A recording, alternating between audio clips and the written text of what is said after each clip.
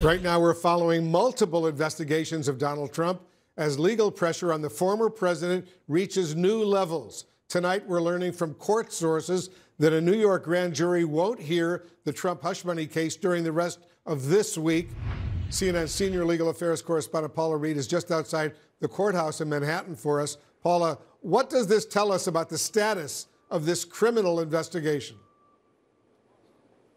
Well, Wolf, it's clear the prosecutors believe they have more work to do before they bring this case back before a grand jury and move on to a possible vote on a possible indictment. It's also unclear if they're going to call any more witnesses before the grand jury. We know the grand jury heard from David Pecker, the former head of the company that publishes the National Enquirer, on Monday. And that came exactly a week after defense witness, attorney Robert Costello, testified. And we learned through our sources that the prosecutor's office was considering whether they had to bring an additional witness in to rebut Costello's testimony. One of the people under consideration was also Michael Cohen. So at this point, we don't know if any more witnesses will go before the grand jury or how long it might be before they move this on to a possible vote. But we'll likely be back here next week, and we'll wait and we'll watch. We certainly will. On another investigation, Paula, the special counsel investigating the January 6th insurrection. There's now a new ruling saying the former vice president, Mike Pence, must in fact testify under oath. That's right. This is a multi-part decision because here the vice president has ruled he must testify about conversations he had with former President Trump in the lead up to January 6th. And this is significant because investigators have described this pressure campaign that Pence was facing from Trump and his allies not to certify the results of the 2020 election in Biden's favor. There is one particular call that multiple witnesses have testified about on the day of the Capitol attack, where the former president launched a pretty vicious attack against his vice president. Now he will have to testify about those conversations. But the same judge has ruled that he will not have to answer questions about his official role as president of the Senate on January 6th. Pence raised this protection under the Constitution, the speech or debate clause, saying that he should not have to testify about anything he did in his official capacity. This judge agreed. But this is another win for special counsel Jack Smith. He's had over a dozen wins as he has really pressed to get answers from witnesses in this investigation. Yeah, it's a major win indeed. Paula, I want you to stay with us. I also want to bring in CNN legal analyst Norm Eisert into this conversation. Norm, let's begin with the news from the grand jury in New York. What do you think is the cause of this delay this week? Well, Wolf, when you're going to put the president in the criminal dock, which there is every indication the district attorney is considering, you want to make sure you have it right. We know that the president chose a witness to put in the grand jury, Bob Costello. Then we know that the prosecutors brought a rebuttal witness, David Pecker. So now they're deciding what to do. Well, having litigated a case against the president, then President Donald Trump, people would often say, why wasn't that impeachment and trial going faster? You wanted to make sure you dotted every I and crossed every T. That's what the prosecutors seem to be doing here.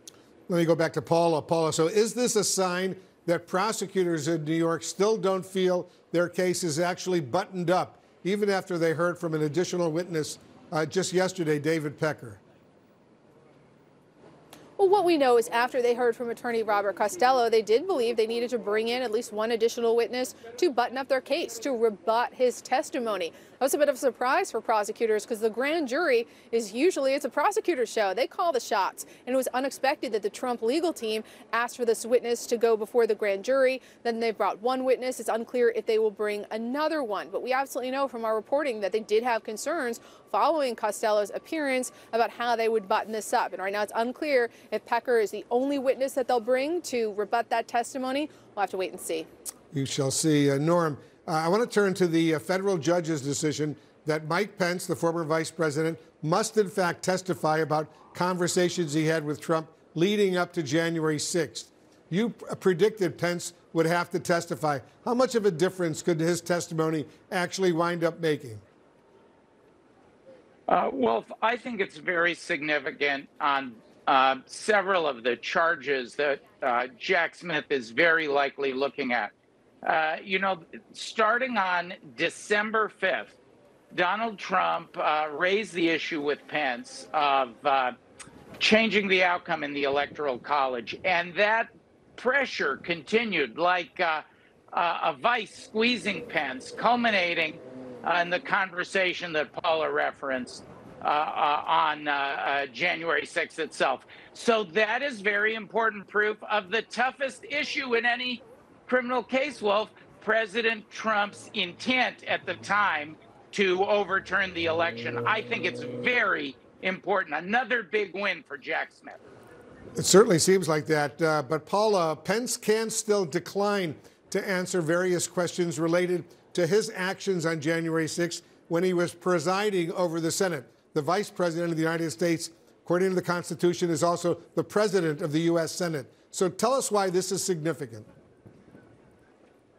Yeah, this has been a really interesting question for legal scholars is, would Pence be protected under the speech or debate clause? Could he argue that as president of the Senate, he should be protected just like a legislator would be for anything related to their job?